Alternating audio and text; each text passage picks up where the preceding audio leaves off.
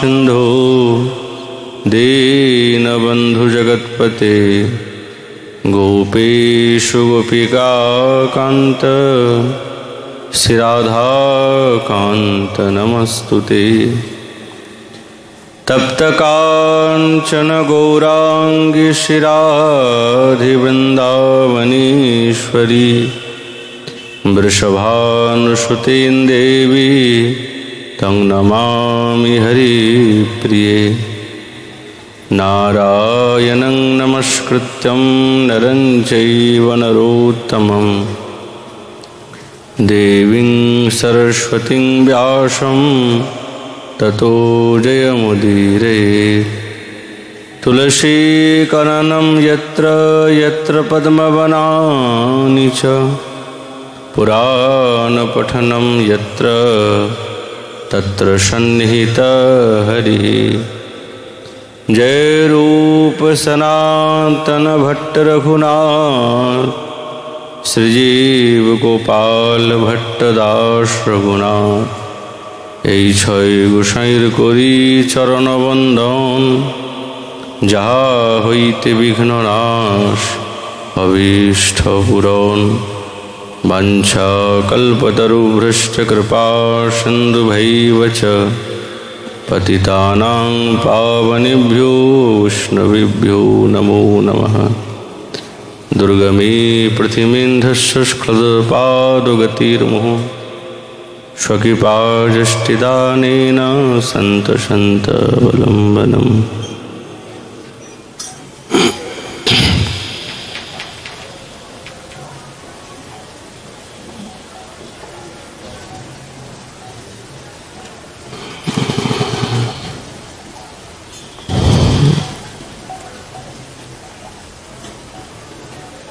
ओम नमो भगवते वासुदेवाय। श्री श्रीमद्भागवत महापुराणम् अथ श्री वेणुगीतम्। वृंदावनं सखि भुवो वितनोति कीर्तिं यद्देवकी सुतपदाम्बुजलब्धलक्ष्मी। गोविंद वेणुमनुमत्तमयूरनित्यं प्रेक्षादृशान्न परतान्य समस्तसत्वम्। कलियुग पावन अवतार नदिया बिहारी लाल श्री कृष्ण चैतन्य महाप्रभु तार अपार कारुण्ये সেই দিব্য বেণুগীত প্রসঙ্গে ব্রজবালাগণ এই বেণুগীতির শ্রবণ করে পরস্পর পরস্পর গোবিন্দের দিব্য রূপামৃতির কথা তার গুণের কথা বর্ণনা করতে করতে সেই রসেতেই ডুবে গেছেন। সেই বৃন্দাবন ধন্য, সেই বৃন্দাবনের দিব্য কীর্তি বিস্তারিত হচ্ছে। গোবিন্দের দিব্য সেই চরণ, তার দিব্য চিহ্ন এবং সেই চরণে রস পেয়ে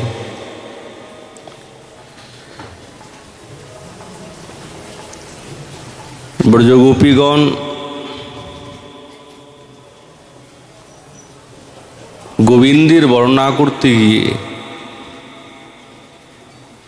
এ বৃন্দাবনের সৌষ্ঠব এবং সৌন্দর্যের কথা বর্ণনা করছেন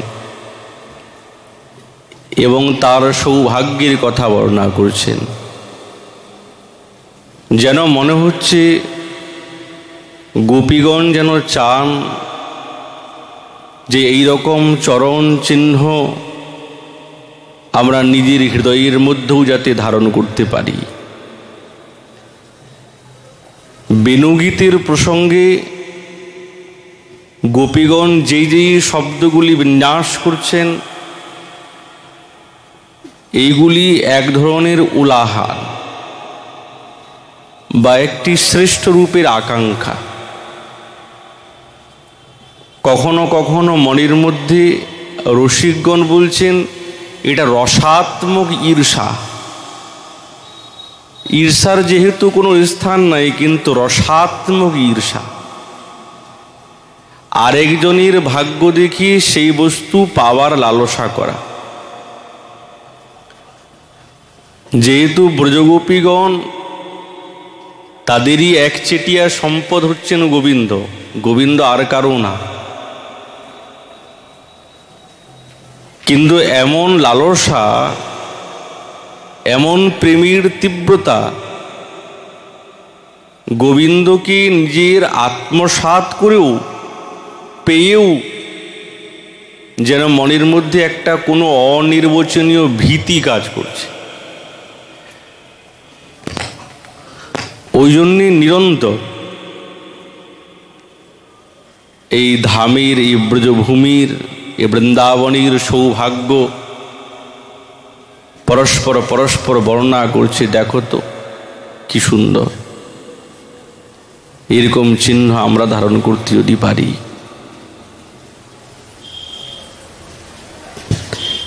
এক ধরনের আক্ষেপ, যেই চরণ চিহ্ন ধারণ করেছেন এই পৃথিবী, সেই পৃথিবী তো সর্বব্যাপক হওয়া সত্ত্বেও নিজেকে ধন্যাতি ধন্য এই জন্য মনে করছেন যে বৃন্দাবন ধাম আমার বুকের উপরেই তো বিরাজিত আছে। যেহেতু বৃন্দাবন ধাম ধরার থেকেও শ্রেষ্ঠ, কিন্তু কখনো কখনো কনিষ্ঠ ব্যক্তিও শ্রেষ্ঠ ব্যক্তিকে ধারণ করে, যেহেতু এটা সৃষ্টির ক্ষমতা, ধরার ক্ষমতা নয়, পৃথিবীর ক্ষমতা নয়। এ তো বৃন্দাবনের ক্ষমতা যে তিনি এই ধরা বা এই পৃথিবীতেই বিরাজমান হয়েছে। ওই জন্য এই চিহ্ন আর কেউ ধারণ করার সৌভাগ্য পায় নাই। না তো ব্রহ্মলোকে আছে, না স্বর্গে আছে, না কোনো অন্য ব্রহ্মাণ্ডে এই দিব্য স্বরূপটা বিরাজিত আছে, গোবিন্দের চরণ চিহ্ন। কৃষ্ণের চরণের রজ স্পর্শ করা এ তো সর্বভাগ্যে, সকলের ভাগ্যে জুটে না, হয় না। যাদের ভাগ্যে জুটে তারা নিজেকে শ্রেষ্ঠ বলে মনে করে। এই চরণ রজকে সুদুর্লভ বলা হয়েছে, সহজে পাওয়া যায় না। শ্রীমদ্ ভাগবতামৃতে বর্ণনা করছেন, যদ পাদ পাংশুর বহুজন্ম কৃচ্ছতো ধৃতাত্মা ভীর যোগী ভীরপ্যলভ্য স এব যদৃগ বিষয় স্বয়ং স্থিতঃ কিং বর্ণতে দৃষ্টমহো ব্রজৌকশাম।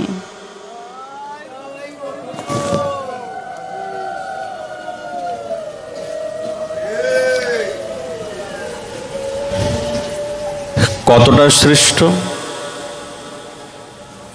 যারা সংযত ইন্দ্রিয়, নিজের ইন্দ্রিয়কে সংযত করে রেখেছেন।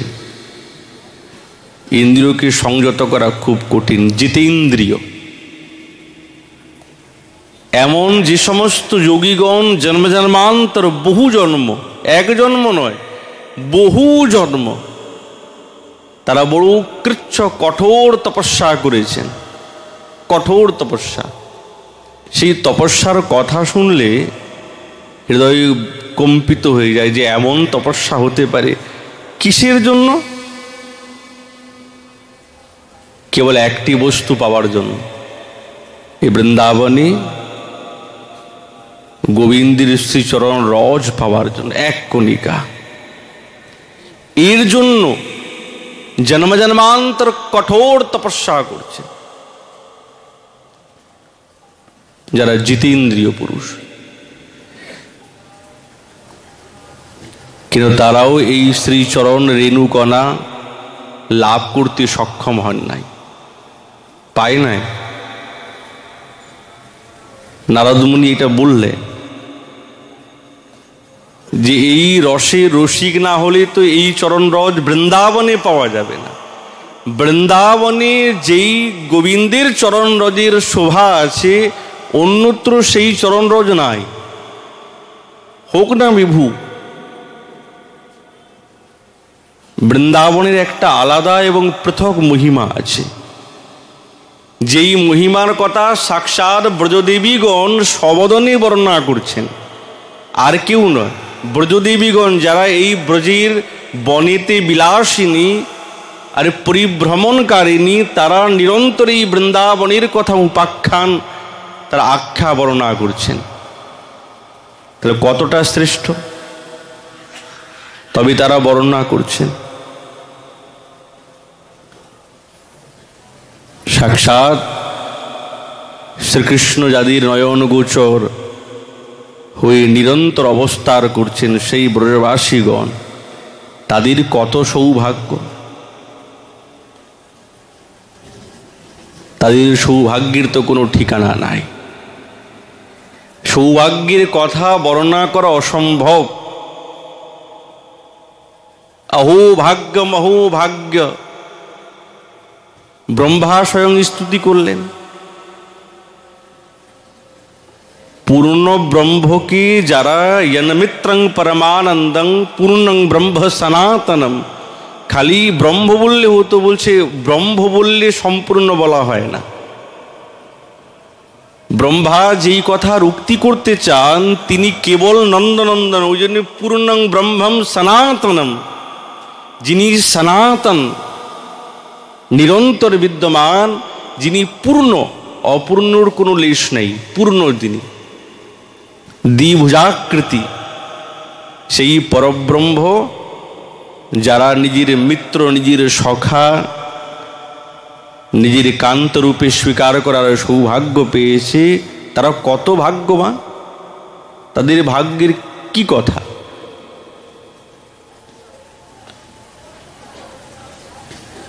এই রস পাওয়ার লালসাতে সকলেই চায়, তপস্যা করছেন কঠোর থেকে কঠোর। গোবিন্দের চরণ চিহ্ন এই ব্রজবিথিকাতে নিরন্তর বিরাজিত আছে। যখন শ্রীপাদ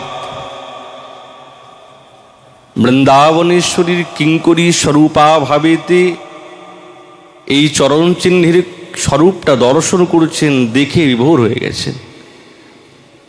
চরণ চিহ্নের কয়েকটি বিভাগ আছে। গোবিন্দ কখনো কখনো কি করেন, যদি গোচারণে যান তখনের চরণ চিহ্নের ভাব একরকম, আর গোবিন্দ যখন কেলি নিকুঞ্জের মধ্যে প্রবেশ করেন তারান্বিত, লুকিয়ে চুপিয়ে, তখন চরণ চিহ্নের ভাব অন্যরকম। আমাদের আচার্যগণ এত রসিক, এত রসিক, আর এতটাই গবেষণা ওনাদের, চরণ চিহ্নের চিহ্নটা দেখে বলে দেবেন যে হ্যাঁ, এই চরণ চিহ্নের গতিটা কেমন। চিহ্ন তো অনেক আছে, কিন্তু শ্রীপাদ চিহ্নটা দেখে বলে দিচ্ছেন, বাহ, এই চিহ্নের গতি এইরকম। কেন বলে, তারান্বিত, খুব তাড়াতাড়ি যাচ্ছেন, লুকিয়ে চুপিয়ে যাচ্ছেন।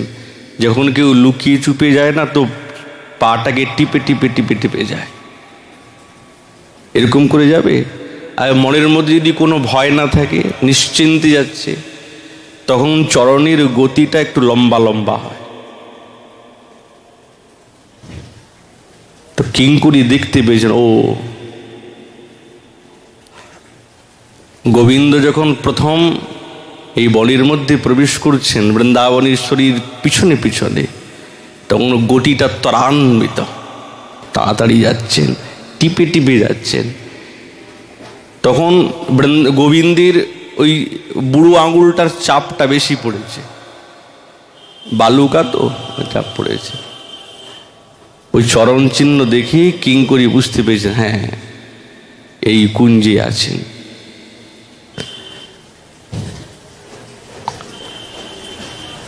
অভিসারীর চারুত উৎকণ্ঠা হৃদয়ের মধ্যে বিরাজিত হয়ে গোবিন্দ প্রবেশ করছেন। গতিটা বড় চঞ্চল। এই চরণের চঞ্চল গতির চরণটিকে শ্রীপাদ বন্দনা করেছেন। আমি এই চরণটাকে বন্দনা করি। সেই চরণে দিব্য মণিময় নূপুর বিরাজিত আছে। আর দ্রুত গতিতে যখন শ্যামসুন্দর চলছেন, তখন তার চরণের সেই মণিময় নূপুরটি খুব মুখর হয়েছে। তাড়াতাড়ি গেলে তো তাড়াতাড়ি বাজবে, ওই জন্য কৃষ্ণের চরণ চিহ্ন এই ব্রজবীথিকাতে অভিসারীর সংকীর্ণ মার্গ, যে সেই মার্গ এখনো বিরাজিত আছে, সেটা দর্শন করছেন। সেই চিহ্নের দ্বারা শোভিত এই ব্রজবীথিকা, ব্রজন বন।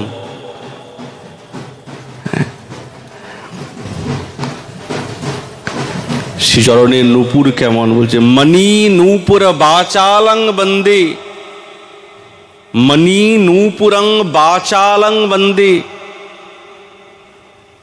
মণির দ্বারা নির্মিত খচিত নূপুরটা, সেটা আবার কেমন বাচালম। বাচালং বাচাটং বহুভাষিনী। চলো জীব গোস্বামী পাদ বলছেন, বাচাল শব্দের অর্থ হচ্ছে যে বেশি কথা বলে, বেশি কথা বলে, বিনা প্রয়োজনে নানা রকম কথা বলতে, তাকে বাচাল বা বাচাটও বলে। কিন্তু এই শব্দটা তো নিন্দাত্মক শব্দ। কাউকে যদি বলে মহারাজ আপনি বড় বাচাল, নিন্দাত্মক শব্দ। আচার্যপাদ বলছেন, জাগতিক বিষয়ে যখন এই বাচাল শব্দকে প্রয়োগ করা হবে, তখন তার অর্থ হচ্ছে নিন্দাত্মক, কুৎসা। কিন্তু যখন ভগবৎ স্বরূপে এই শব্দটাকে প্রয়োগ করা হবে, তখন এই শব্দের মাধুর্যই আলাদা। তখন বাচাল মানে কুৎসা নয়, তখন ওই নয়, সুমধুর শব্দ। বাচা অলঙ্করোতি ইতি বাচাল। সেটা জীব গোস্বামী পাদ এত বড় বিদগ্ধ, তিনি শব্দকে এমনভাবে ভেঙে নতুন অর্থ করে দেবেন যেটা আমাদের ভাবনাতেও নেই। বাচা অলঙ্করোতি ইতি বাচাল। যে নিজের শব্দের দ্বারায় অলঙ্কৃত করে তাকে বলে বাচাল। কোথায় বাচাল মানে কুৎসা, নিন্দা, আর সেইটাকে এমনভাবে ব্যক্ত করলেন না, এরকম শৃঙ্গার করলে শোভাটা খুব সুন্দর হয়ে যায়। সেই রকম নিজের এই সুমধুর শব্দের দ্বারায় গোবিন্দের শ্রীচরণকে অলঙ্কৃত করছেন বলে এই মণিময় নূপুর হচ্ছেন বাচাল। ওনার চরণের নূপুরের ধ্বনি যখন বাজবে, সেটা কি আর কোনো কুৎসা শব্দ হবে? ওইখান থেকেই তো সমস্ত সুর বেরিয়েছে, ওখান থেকেই তো সমস্ত তাল বেরিয়েছে। ওখানে বেতাল কোথায় আছে? বেতাল তো সেখানেই হয় যেখানে বৃন্দাবনেশ্বরী থাকেন। সেখানে গোবিন্দের আর তাল খুঁজে পান না, সব বেতাল হয়ে যায়।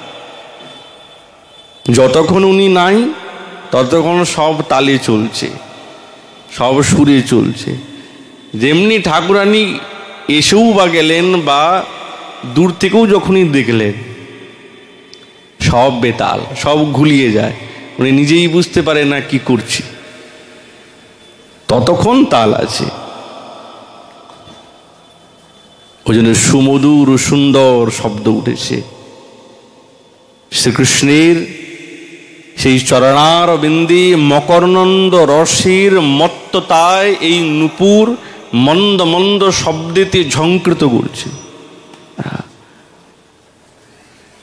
ওই জন্য বলছেন, যদবা মণিময় পুরবাচাল মলম ভূষণম। গোবিন্দের চরণটা শোভা মণিময় নূপুরের দ্বারায় সর্বাধিক শোভিত হয়েছে।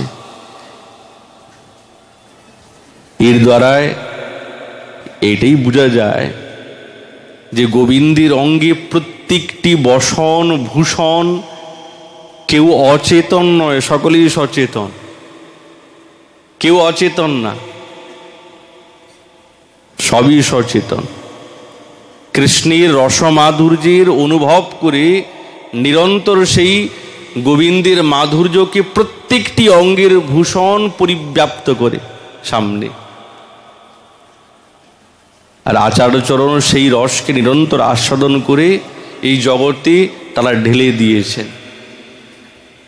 সাক্ষাৎ যা দেখছেন এটা কোনো কাল্পনিক না, চিন্তনের না, সাক্ষাৎ সেই লীলাভূমিতে শ্রীপাদ ওই স্বরূপে বিরাজিত হয়ে আর এই লীলাকে দর্শন করে সামনে তুলে ধরেছেন। সেই রূপ অলক্ষিত গতির যে প্রভু মতো রাধিকার পাছে পাছে যাইতে, বন্দি সে চরণ দ্বন্দ্ব সকল আনন্দের কন্দ, মাধুর্য সকল বৈশে যাতে। সমস্ত মাধুর্য শ্রীচরণে, যাহাতে বাচাল মণি মঞ্জিরের রণরণী, শ্রবণী আনন্দময় রসে, এতেক কহিতে পথে পদচিহ্ন শোভাচিতে, দেখিয়া বিচারে সহরিষে। এই পদচিহ্নগণ এই পথে নাহি হন, কিন্তু সর্বব্রজপথময়। ধ্বজ বজ্রাং কুশমিন স্বস্তিক ঘোষ পদচিহ্ন ইত্যাদি চিহ্নের দ্বারা এই ব্রজবীথিকা ভূষিত হয়েছেন। কত শোভা!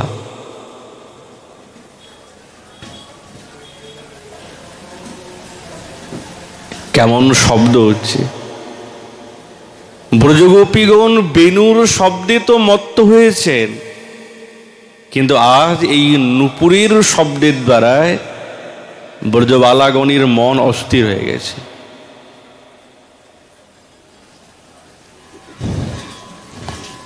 কমলাবনী চর কলিন্দ কন্যা, কলহংস কণ্ঠ কলকূজিতাদ্রুতম।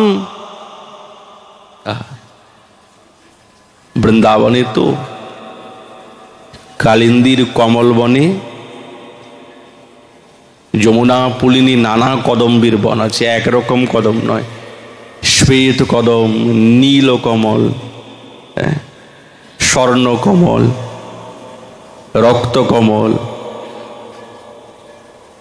এই কমলের দ্বারাই সুশোভিত হয়েছেন কালিন্দির তটভূমি। মন্দ মন্দ বায়ু প্রবাহিত হচ্ছে,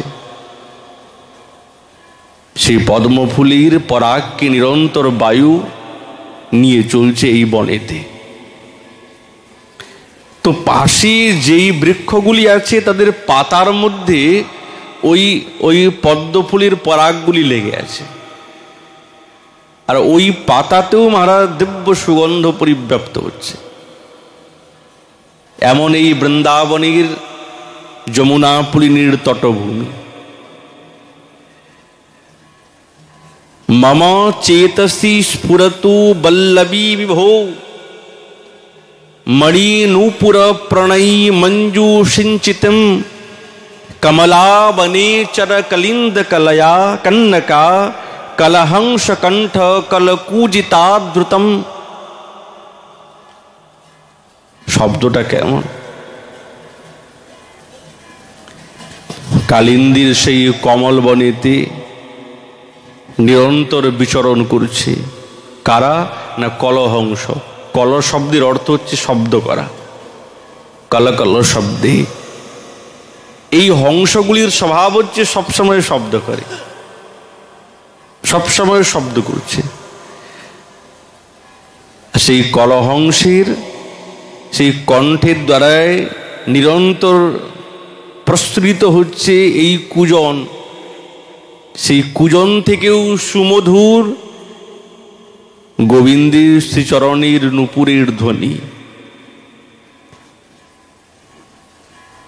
এই মন এবং চিত্তকে নিরন্তর নিরন্তর বিগলিত এবং চঞ্চল করে তুলেছে। কবে চরণের নূপুরের ধ্বনির শব্দ শ্রবণ করার সৌভাগ্য হবে? বৃন্দাবনের যমুনা পলিনে। ব্রজের আশা উদ্দেশ্যটাই এই সাধকের। এই মণিময় নূপুরের ধ্বনির শব্দ শুনব, কবে হবে? আমার চিত্তে স্ফূর্তি প্রাপ্ত হোক। শ্রীপাদ ওনার মনের মধ্যে স্ফূর্তি প্রাপ্ত হয়েছে, তবেই তো তিনি বলছেন। সেই শব্দের বিষয়ে অনুভব না হলে তো বলা যায় না। আচার্য চরণের হৃদয়েতে এই অপ্রাকৃত শব্দ ফুটে উঠেছে। সেই কমলবনীতে শোভিত সেই যমুনার তটপ্রদেশ, মনোহর দিব্য অশোক কুঞ্জ বিরাজ, সুন্দর। যেরকম বৃন্দাবনেশ্বরীর ইঙ্গিতে গোবিন্দ পিছনে পিছনে যাচ্ছেন, এরকম গোবিন্দেরও ইঙ্গিত, পরস্পর পরস্পর ইঙ্গিত। শ্যামসুন্দরীর ইঙ্গিতের দ্বারা প্রেরিতা হয়েছেন বৃন্দাবনেশ্বরী। তিনি সেই দিব্য অশোক কুঞ্জে আগমন করেছেন। গোবিন্দের সেই রহস্যময় কুঞ্জে শ্রীমতী বৃন্দাবনেশ্বরীর সঙ্গে যখন মিলিত হয়েছেন, কেমন ভাব! রাধা গোবিন্দের সেই পরমোৎকণ্ঠাময় সেই রসবিলাস আরম্ভ হয়েছে। কার দর্শন করার সৌভাগ্য হয়েছে? যিনি হচ্ছেন কিঙ্করী। রাধা স্নেহাধিকা মঞ্জুরিগণের সৌভাগ্য এই অশোক কুঞ্জে সেই কেলিবিলাস, রহক কেলিবিলাস দর্শন করার সৌভাগ্য তাদের হয়েছে। যেই ইউথে তিনি বিরাজিত আছেন, সেই ইউথের সঙ্গে যখন উপস্থিত হলেন, অশোক কুঞ্জের নিকটবর্তী, সবসময় তো একবারে সামনে যাওয়া যায় না, কখনো কুঞ্জের বাইরের থেকে, কখনো সেই কুঞ্জের লতার অভ্যন্তরে রাধা গোবিন্দের এই অপ্রাকৃত রসময় লীলা দর্শন করেন। সামনে সবসময় আসেন না, কেন? তারা জানেন যে কখনো সামনে যাওয়া যায়, কখন লুকিয়ে থাকা যায়। তারা হচ্ছেন এই রাধা গোবিন্দের পরস্পর পরস্পর লীলা পরিচর্যাতে বিদগ্ধা। তারা কে? বলছেন কিঙ্করীগণ। সব কিঙ্করী নয়, রাধা স্নেহাধিকা যারা কিঙ্করীগণ, তারাই। কি করে পরস্পর পরস্পর সুখী হবেন, ঠাকুরানীকে কি করে সুখী করা যাবে, এই তাদের লালসা নিরন্তর হৃদয়ের মধ্যে থাকে। ঠাকুরানীকে প্রসন্ন করতে গেলে গোবিন্দকেও প্রসন্ন করতে হবে। গোবিন্দকেও যে প্রসন্নতা প্রদান করছেন, তাও রাধারা ঠাকুরানীর জন্যই, গোবিন্দের জন্য না। কতটা সেই রহস্যাত্মক হৃদয়ের মধ্যে ভাব সঞ্চারিত হয়ে এই কিঙ্করীগণ শ্রীপাদ সেই স্বরূপেতে অশোক কুঞ্জের নিকটে আর উপনীত হয়েছেন। গোবিন্দের সেই নিকুঞ্জ বিলাস থেকে উদ্ভূত হচ্ছে, প্রাদুর্ভূত হচ্ছে সেই মনোহর দিব্য মাধুর্যময় সেই নূপুরের ধ্বনি। আর সেটা যখন শ্রুতিগোচর হলো, কত প্রকারের নূপুরের ধ্বনি বলুন তো। এক হচ্ছেন গোচারণের সময় নূপুরের ধ্বনি, তার একটা আলাদা মাধুর্য। যখন তিনি সেই কুঞ্জবনের মধ্যে প্রবেশ করছেন, তখন গোবিন্দের চরণের নূপুরের ধ্বনির শব্দ, তার মাধুর্য আলাদা। আচার্যচরণ আরো গভীরের মধ্যে প্রবেশ করেছেন, বলছে আরো এর থেকে শ্রেষ্ঠ নূপুরের ধ্বনি শোনাচ্ছি।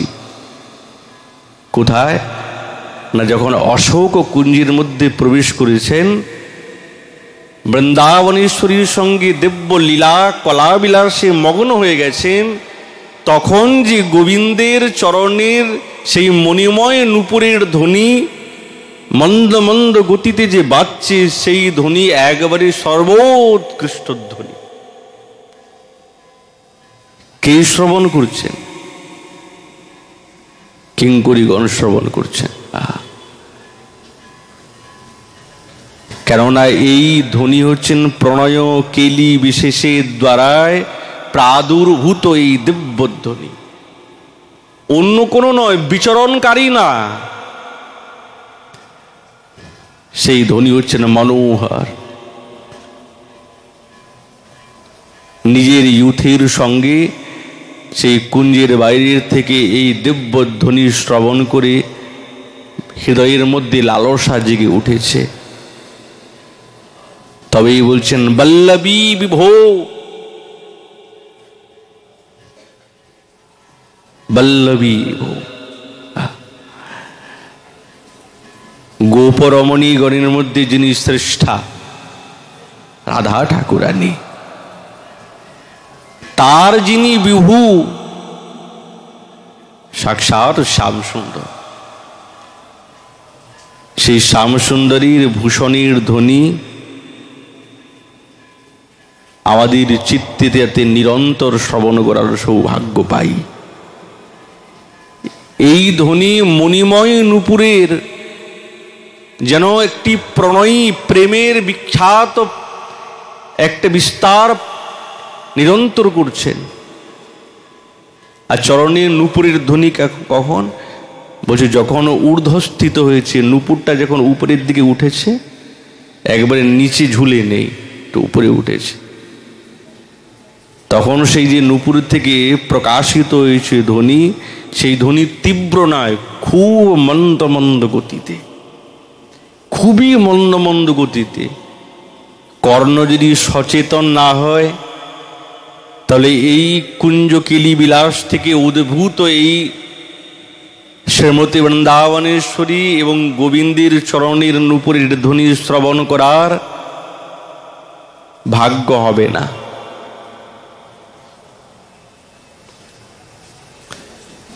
ওই জন্যে পরস্পর পরস্পর এমন তন্ময়তাকে লাভ করেছেন, সেই তন্ময়তা একবারে আলাদা। বিলাস তো এই বিলাসটাকে বিপরীত বিলাস বলে। শ্রীল রূপ গোস্বামী চরণ বলছেন বিলাস বিপরীত বিলাস। কিন্তু বিপরীত বিলাস আবার দুই প্রকার। এক হচ্ছেন কি, যে বুদ্ধিপূর্বক কৌতূহলের দ্বারা বশীভূত হয়ে যেই বিলাস করছেন তাকে এক রকমের বিপরীত বিলাস বলে। আর একটা হচ্ছেন কি, বিলাস মাত্রৈক তন্ময়তাবশত, বিলাস মাত্রেতেই এমন তন্ময়তাকে লাভ করেন, পরস্পর পরস্পর ভেদ জ্ঞান আর আহিত্য, ভেদ জ্ঞান থাকে না, তুমি কে আমি কে, এই ভেদ জ্ঞান নাই। আজ যে এই অশোক কুঞ্জে বিহার করছেন, বিলাস করছেন, একবারে তন্ময়তাকে লাভ করেছেন। সেই রাধা গোবিন্দের যে প্রেমের বিলাস, সেই প্রেমের বিলাসের চরম পরাকাষ্ঠা, এর উপরে আর যাবার সম্ভব না। তাকেই কি বলে জানেন তো? প্রেম বিলাস বিবর্তা। একটা শব্দতে বলা হয়েছে প্রেম বিলাস বিবর্তা। রাধা গোবিন্দ দুজনে ভেদ শূন্য হয়ে গেছেন, আর ভেদ নেই। এমন লীলাতে পরস্পর পরস্পর নিযুক্ত হয়েছেন। না সো রমণ না হাম রমণী, দুহ মনো মনোহর পেশল জানি। যেন মনে হচ্ছে দুইজন এক হয়ে গেছেন। তাহলে এর দ্বারা বোঝা যায় যে প্রেমের এতটা বৃদ্ধি প্রাপ্ত হয়েছে, সেই পরাকাষ্ঠা সীমাতে পৌঁছে গেছে। পরস্পর পরস্পর সুখী করার উদ্দাম বাসনা। কে কাকে সুখী করতে পারবে? কে কাকে? বৃন্দাবনেশ্বরী ভাবেন শ্যামসুন্দরকে সুখী করব, শ্যামসুন্দর ভাবেন যে আমি শ্রীমতীকে সুখী করব। আর এই পরস্পর পরস্পর উদ্দাম যখন লালসা জেগেছে, তখন যে কেলিবিলাস আরম্ভ হয়েছে, সেটা কেমন চরম অবস্থা। ওই অবস্থাতে বৃন্দাবনেশ্বরী শ্রীচরণের নূপুরের ধ্বনি আর শ্যামসুন্দরীর চরণের নূপুরের ধ্বনি, দুইজনের নূপুরের ধ্বনি একসঙ্গে মিশ্রিত হয়ে গেছে। মিশ্রিত হয়ে মন্দ মন্দ রবেতে এই কুঞ্জের অভ্যন্তর থেকে শ্রীপাদ কিঙ্করী স্বরূপে মন্দ মন্দ নেত্র নিমিল্ল করে শ্রবণ করছে, না বিভোর হয়ে গেছে। যার রূপ, যার গুণ, সমস্ত ব্রজবালাগণ মুগ্ধ হয়ে যান। তাহলে তাদের রহকেলি বিলাসে কেমন ভাব থাকবে? যখন তন্ময়তাকে লাভ করেছেন, তখন কে কান্ত কে কান্তা, এই ভাবটা একবারে চলে গেছে, নাই, এই জ্ঞান নাই। প্রেমের শ্রেষ্ঠ সীমাতে চলে গেছেন। যদি এই ভেদ জ্ঞান থাকতো, তাহলে প্রেম ও বিলাসের তন্ময়তাকে প্রাপ্ত হতেন না। পরস্পর পরস্পর সেই প্রেম বিলাসের বাসনায় যেন মনে হচ্ছেন অতৃপ্তি, তৃপ্ত নয় কেউই। একবারে নিবিড়তম পরস্পর পরস্পরের প্রতি আকৃষ্টতাকে লাভ করেছেন। এটাই তো মাধুর্যের পরাকাষ্ঠা। সেই অবস্থায় এই ভূষণের, এই অঙ্গের শব্দ মঞ্জুরিগণের কর্ণে অমৃত রসায়ন করে তুলেছে। কোথায় এই লীলাগুলি? কোথায়? বৃন্দাবনে। কীর্তিং বিতনোতি, এই বৃন্দাবনের বন নিকুঞ্জেই তো এই দিব্য লীলা আছে, আর তো কোথাও নাই। এই নূপুর সিঞ্জনকেই প্রণয়ী ভাব বলা হয়েছে। আচার্যগণ বলছে প্রণয়ী, প্রণয়ী মানে প্রেম। কৃষ্ণের নূপুরের ধ্বনির দ্বারায় বৃন্দাবনেশ্বরীর প্রণয় ভাবটা নিরন্তর তার প্রতি বিরাজমান হয়েছে। সকলের কি সৌভাগ্য পায়? মনোজ্ঞ এই নূপুরের ধ্বনি সকলে কি শুনতে পাবে? সব সাধকের পক্ষে তো সম্ভব না এই মধুর ধ্বনি শ্রবণ করা। কিন্তু একটা অনুভবের সঙ্গে যদি ভাবনাতে আনা যায় যে কেমন হতে পারে, তো শ্রীপাদ আমাদের মনটাকে বিগলিত করার জন্য বা আমাদের মনে সান্ত্বনা প্রদান করার জন্য একটা উপমা দিয়ে ফেললেন। যেহেতু তারা তো ভাবুক, নিজের ভাবনার দ্বারা সমস্ত রসকে ফুটিয়ে তোলেন। ভাবনাটা সেই রকম গভীর।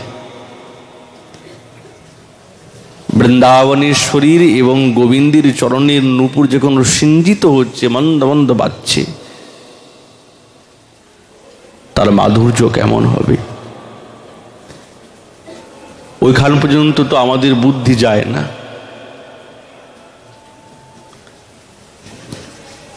শ্রীপাদ বলছেন কমলা বনে চর कलिंद कन्नका कलहंस कंठे कलकूजिताद्रुतम। ओहो, কমলা শব্দের অর্থ আমরা সকলেই জানি লক্ষ্মী দেবী। লক্ষ্মী দেবী তিনি কমল বনে বাস করেন, ওই জন্য ওনার একটা নাম হচ্ছে কি কমলালয়া। কমলা আলয়া মানে কমল বন। এই কালিন্দী তটেতে কমল বনের নিরন্তর বিচরণ করছে যে সমস্ত কলহংস, তারা তো সবসময় শব্দ করছে, আর তাদের শব্দটা খুব সুমধুর কলহংসের। তো তাদের এই সুমধুর শব্দ যখন মন্দ মন্দ গতিতে তারা রব করছে, কি মধুর, শ্রবণ করেই উন্মত্ত হয়ে যায়। শ্যামসুন্দরীর এবং বৃন্দাবনেশ্বরীর সেই মণিময় নূপুরের যে মধুর ধ্বনি, তার নিকটে এই কলহংসের শব্দটা অতি তুচ্ছ। বাহ, আচার্যপাদ যে তুলনা দিয়েছেন না, এই কলহংসের মন্দ মন্দ শব্দ, এই জগতে যত ধ্বনি আছে, যত শব্দ আছে, তার থেকে পরাকাষ্ঠা মাধুর্যময়। কিন্তু সেই মাধুর্যময় কলহংসের শব্দকু পর্যন্ত তুচ্ছকৃত করে দেয়, নিন্দিত করে বৃন্দাবনেশ্বরী এবং গোবিন্দের সেই রহক্কেলি বিলাসের প্রেম বৈচিত্র্যের লীলা যুক্ত সেই যে চরণের নূপুরের ধ্বনি পারে না। সেই চরণের নূপুরের ধ্বনির কাছে তারা কোনো অস্তিত্ব পায় না। যেন মনে হচ্ছে কলহংস কোন বলছে, না না, আমরা কি ওই চরণের নূপুরের সঙ্গে কি তুলনা দিচ্ছি? আমাদের সেই যোগ্যতা নাই। আমরা ওই চরণের নূপুরের অনুকরণ করার চেষ্টা করছি, ওই শব্দটা অভ্যাস করছি।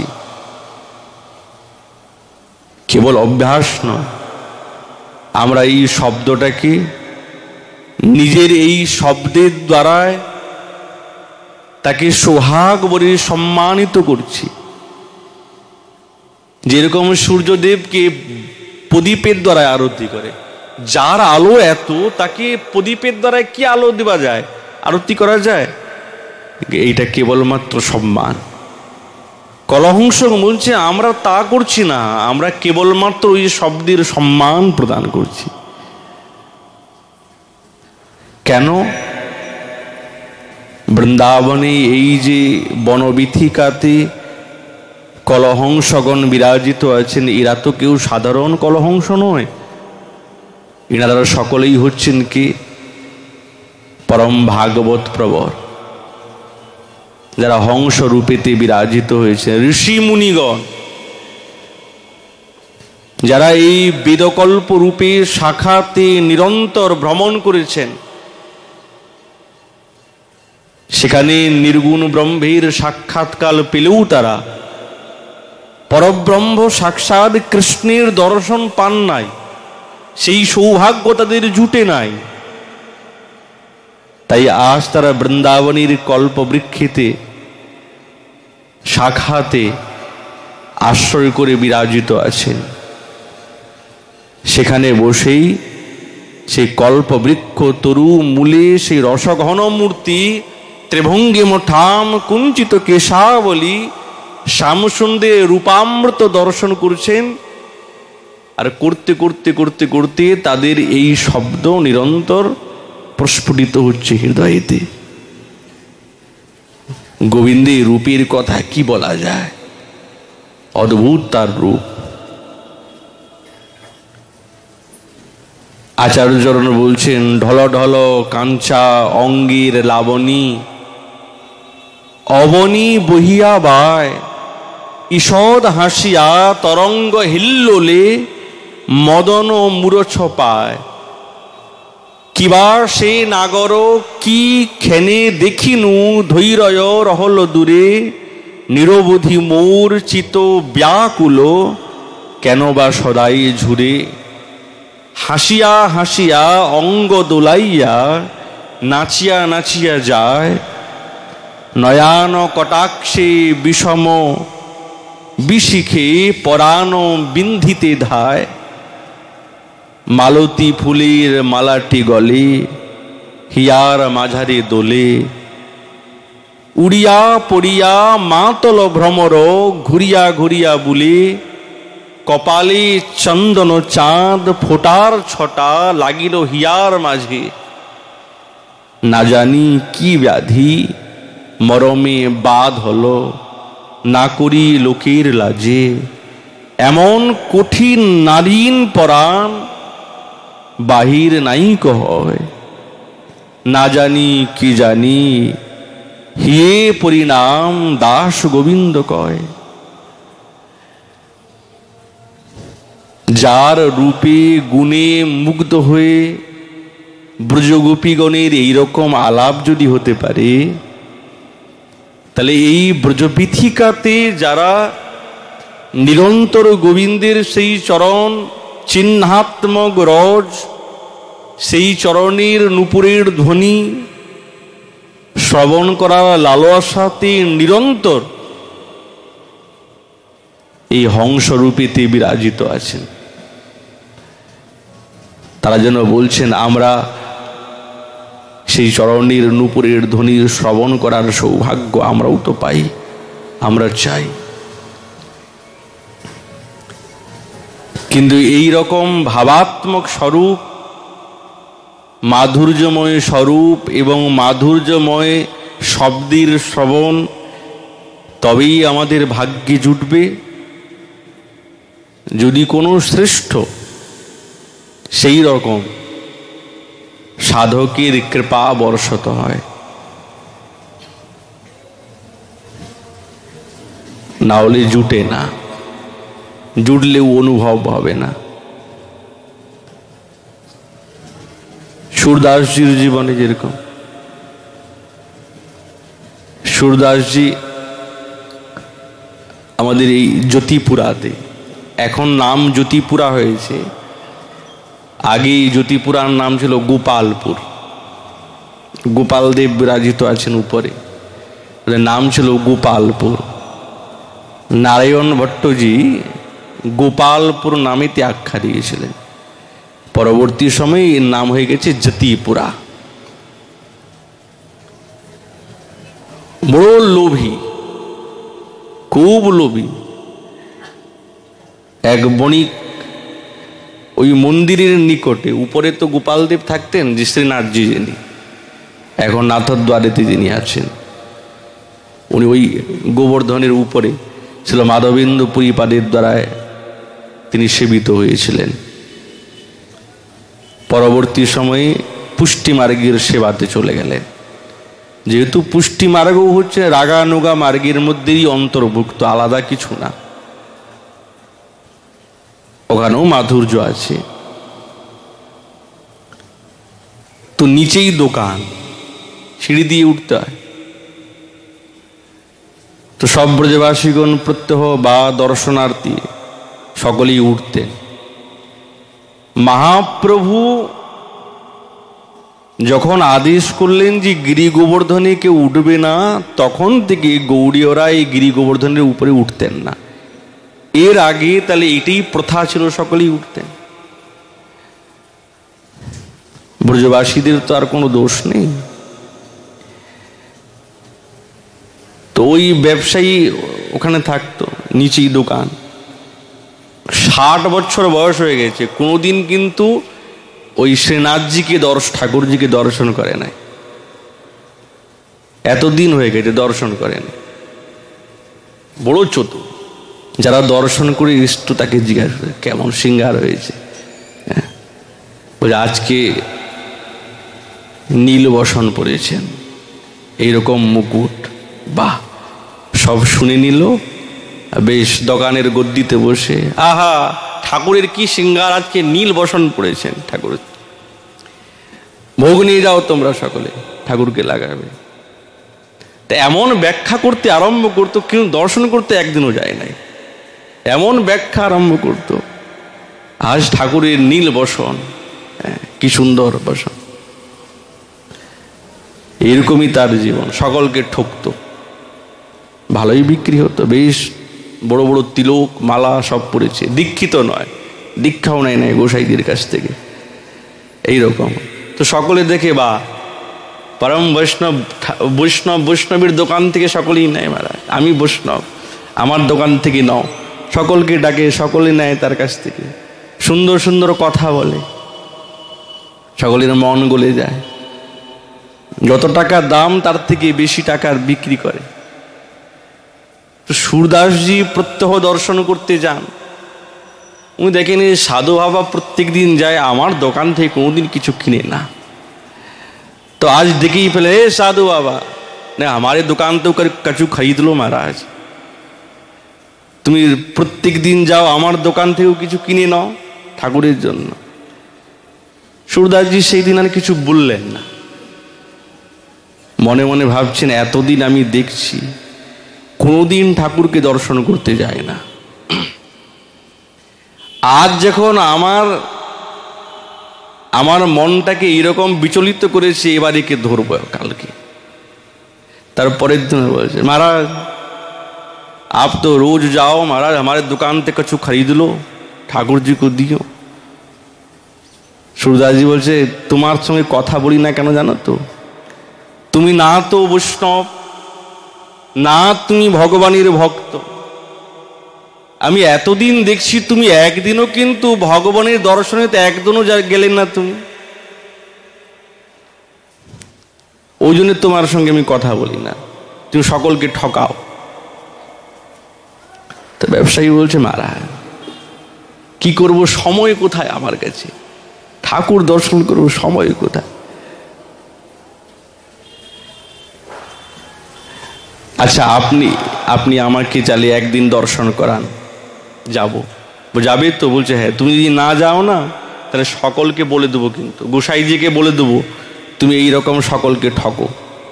না না মহারাজ, আমার পেটে কেন লাথি মারছেন, কালকে যাব, যখন মঙ্গলা হবে আপনি আমাকে একটু বলে দিয়েন, আমি ঠিক আপনার সঙ্গে যাব।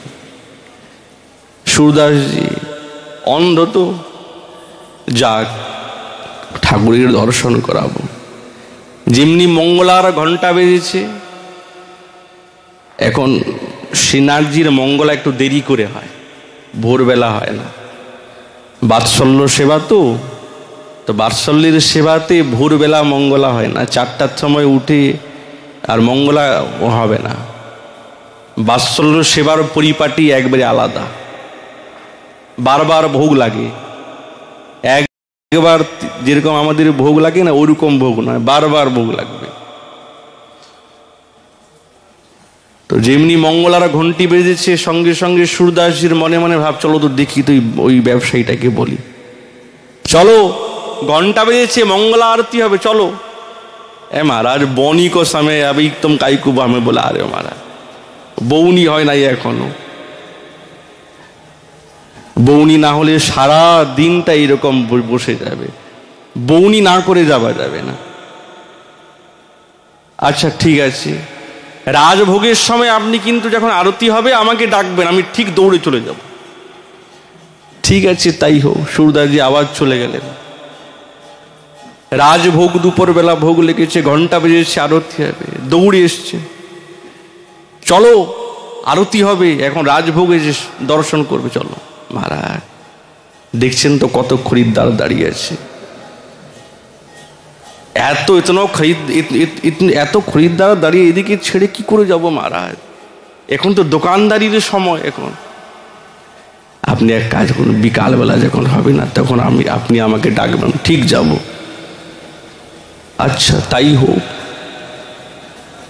বিকালবেলা যখন ঠাকুরের পট খুলেছে, ঘন্টা বেজেছে, সুরদাসজি আবার দৌড়ে, চলো ঠাকুরের দর্শন করতে চলো। মহারাজ সন্ধ্যাবেলা, এখন বাতি দিতে হবে, লক্ষ্মী দেবী আসেন, এখন অন্ধকারে কি ভালো লাগবে, বাতি দিব, কত কাজ আছে একটু, হ্যাঁ এই সমস্ত কাজ আপনি এক কাজ করুন, যখন শয়ন আরতি হবে তখন আমাকে ডাকবেন। তাই হোক, আবার শয়ন আরতি সবে ঘন্টা বেজেছে, চলো যাবে না? শরীর আর চলছে না, 60 বছর বয়স, শরীর চলে, সারাদিন দোকানে বসলাম, পা গুলি জড়িয়ে গেছে, মাথা ঠিক কাজ করছে না, এত লোকের সঙ্গে ক্যাচাল করলে কি আর ভালো লাগে? ভালো লাগছে না। আপনিও বারবার আসছেন যাচ্ছেন, শরীরটা আপনার অসুস্থ হয়ে যাবে। এক কাজ করবেন, কালকে যাব, ভোরবেলা আমাকে বলবেন, ঠিক আমি চলে যাব। সুজারি বলছেন, ঠিক আছে মহারাজ, আজকের দিন না হলেই আমাকে বঞ্চনা করেছে, কাল গেলে যাব। এই রকম বঞ্চনা করতে করতে 4টা দিন হয়ে গেল, প্রত্যেক দিন এই একই কথা, একই গান। সুরদাসজি রেগে গেছে, বড় অদ্ভুত আদমি মহারাজ, প্রত্যেক দিন আসি আমি, প্রত্যেক দিন তুমি আমাকে বঞ্চনা করছো। আজ আমি তো কবি, তুমি আমাকে জানো, আমি গান তৈরি করতে পারি। আমি তোমার এই যে উৎপাত, এই যে তুমি সকলকে ছলনা করো, আমি গান গেয়ে সকলকে শোনাবো, সকলকে গান গিয়ে শোনাবো যে তুমি কেমন ছলনা করো, তোমার দোকানে আর কেউ তাকাবেও না। মহারাজ এইরকম করো না, আমার পেটে লাথি মারবেন না। আচ্ছা এবার তা চলো, জোর করে নিয়ে গেলেন। কি আশ্চর্য, যাবে না। এতদিন 60টি বছর হয়ে গেছে, কোনোদিন শ্রীনাথজিকে দর্শন করে নাই। আজ সুরদাসজি এমন ভয় দেখিয়েছে, এই ভয়ের চোটেতে চলতে আরম্ভ করেছে। গিরি গোবর্ধন পর্বত উঠলো, ছাতি ধড়পড় ধড়পড় করছে। আর যেমনি শ্রীনাথজির সামনে এসে উপস্থিত হয়েছে, কোনোদিন দেখে নাই, শুনেছে। সুরদাসজি বলছেন, হে বণি, দেখো কত সুন্দর রূপ।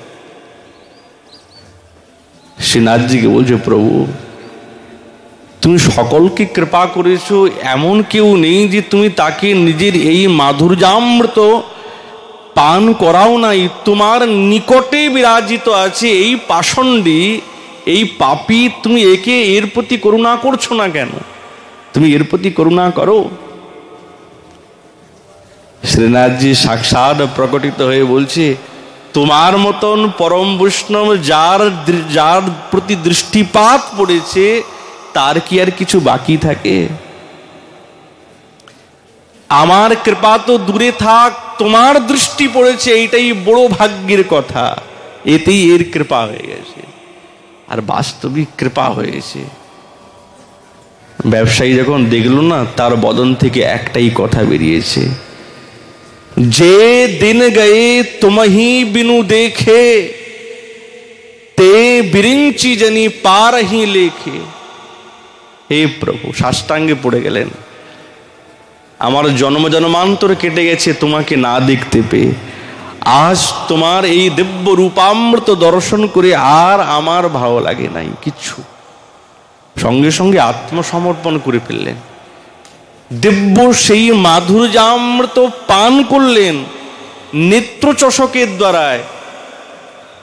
বিষয়ের বাসনার থাকে না, যার হৃদয়ে গোবিন্দের দিব্য মাধুর্যময় রূপ প্রকাশিত হয়, এই জগতের কোন রূপ তার মনকে আকৃষ্ট করতে পারে না, কোনোদিনই পারবে না। যতই শ্রেষ্ঠ হোক না কেন, যতই সৌন্দর্য হোক না কেন, এই মায়া বদ্ধ করতে রাখতে পারে না। সে এখন ঠাকুরের হয়ে গেছে। ওই জন্যে রূপ তো আছে, কিন্তু রূপ দর্শনের যে অনুভব, এই অনুভব কোথা থেকে পাবো আমরা? এই আমাদের সাধ্য নাই যে আমরা দিব্য রূপ দর্শন করে বিভোর হয়ে যাব, সেই অনুভবের সাগরে ডুবে যেতে পারবো।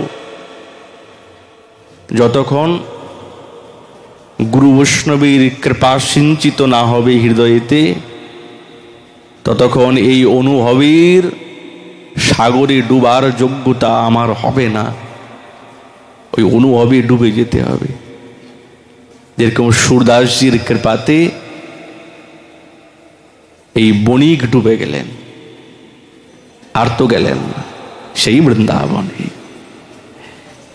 যেখানে ব্রজগোপীগণ নিরন্তর বিহার করছেন, সেই কীর্তিকে নিরন্তর বিস্তার করছেন এই ব্রজভূমি, অন্যত্র নাই, অন্যত্র খুঁজলেও পাওয়া যাবে না। যদি অন্বেষণ করতে হয় তো এই ব্রজভূমিতে অন্বেষণ করতে হবে। কি জানি অন্বেষণ করতে করতে এই ব্রজভূমির কোনো রজেতে সেই চিহ্ন অবলোকন করার সৌভাগ্য আমার জীবনে হয়ে যাবে, এই আশাই তো আমাদের জীবনের সার। ব্রজগোপীগণ এইটাই তো নিরন্তর বন্দনা করছেন। এই বলে আমাদের ভাগবতী কথা এখানে বিশ্রাম। মহাপুর কৃপায় আগামীকাল আবার এই বিষয়ে আলোচনা হবে। নিতাই গৌর হরি বল।